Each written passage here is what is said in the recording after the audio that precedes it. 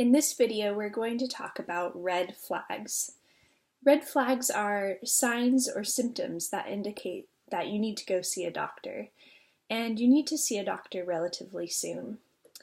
So, most tennis elbow cases are fairly non-emergent. You don't need to go to the emergency room.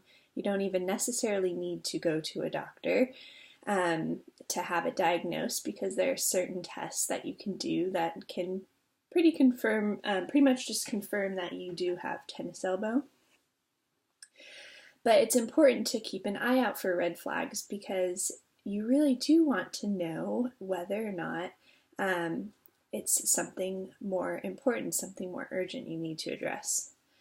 And so I'm going to go over them one at a time. So first of all, if you have a trauma to your arm or your elbow, for example, if you fall on and you stretch your arm out, sometimes they call that a foosh, a fall on an outstretched hand. If you have a trauma like a fall, or if something hits you in the elbow, and that trauma is then followed by swelling or dislocation, then obviously you do want to go to a doctor after that. So severe swelling or obviously a dislocation, you want to go to a doctor and have that looked at. Especially if that swelling is happens suddenly too, right? If it happens really quickly. If it's a little swollen the next day, that's not necessarily emergent, but you can always go to be safe.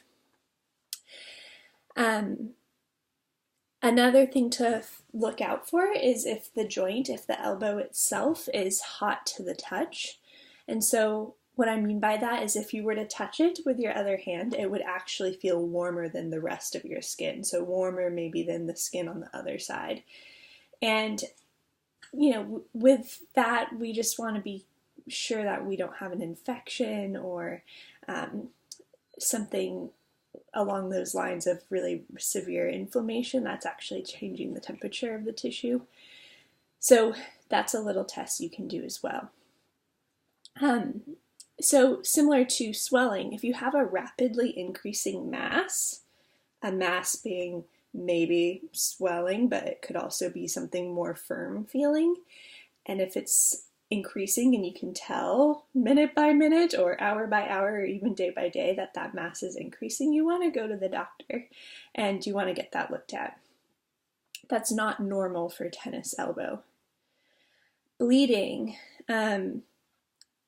pretty obvious, right? But if you're having bleeding, even if you're having bleeding under the skin, so a hematoma, so say you didn't necessarily lacerate the skin itself, but you see that there is bruising and that the bruising is spreading, you want to go to the doctor pretty quickly, like go to urgent care. And another one is night sweats. So if around the time you started having elbow symptoms, you also started having night sweats, or if you are having a fever no matter what time of day, that is another red flag. You need to go get that checked out. Even if you're not sure whether or not that's related, it's always safe, because it's not normal to have night sweats. It's normal during certain periods of our lives, but it's not always normal. And a fever is never normal. It's not. So you need to make sure you go get checked out and let them know that you're also having the elbow pain, right? Paresthesias. So paresthesias are any form of nerve dysfunction, such as numbness, tingling.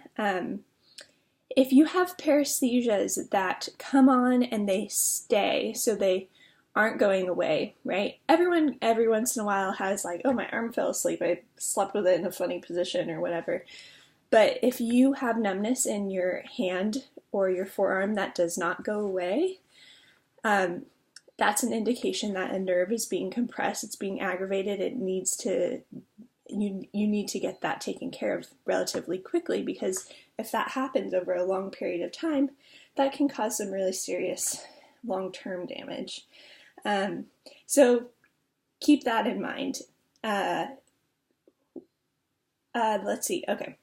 I was going to say something else about that, but basically, if you have numbness or tingling that comes and goes based on like position or whether or not you're using your hand, like say, oh, well, when I'm making dinner, I start getting a little tingling in my hand, that's not necessarily a red flag. It means, yes, the nerves are involved, but it doesn't necessarily mean you have to go to urgent care. So speaking of nerves, the nerves come from our neck, right? So all of the nerves come from our spinal cord. That's where they originate. And so if your tennis elbow symptoms are also accompanied by severe neck pain or stiffness, you should probably go to the doctor. So just make sure that they are aware too that, hey, my neck is bothering me and my elbow as well. Could it be coming from my neck? You could say something like that.